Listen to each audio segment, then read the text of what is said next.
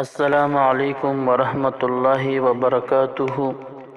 عزتمندو موږ به نن تاسو ته د کاروبار د ترقۍ لپاره یو بهترین او مجرب عمل ذکر کوو، خو لیکن که د هغې نه وړاندې تاسو زموږ په چینل باندې نوي یې، زموږ چینل سبسکرایب کړئ او د نورو ملګرو سره شیر کړئ.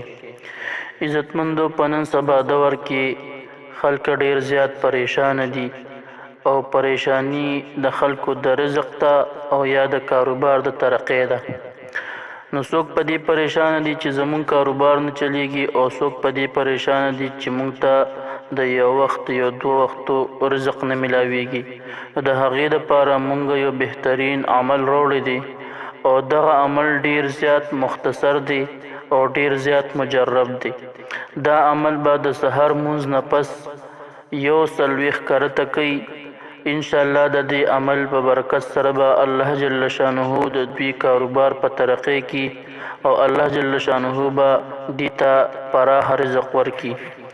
سوره نصر: اذا جاء نصر الله والفتح ورأيت الناس يدخلون في دين الله أفواجا فسبح بحمد ربك واستغفره إنه كان توابا.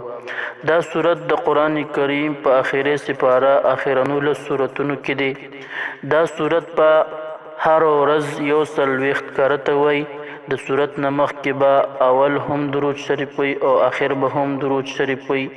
انشاءالله د 40 ورځو پورې به دا عمل جاری ساتي.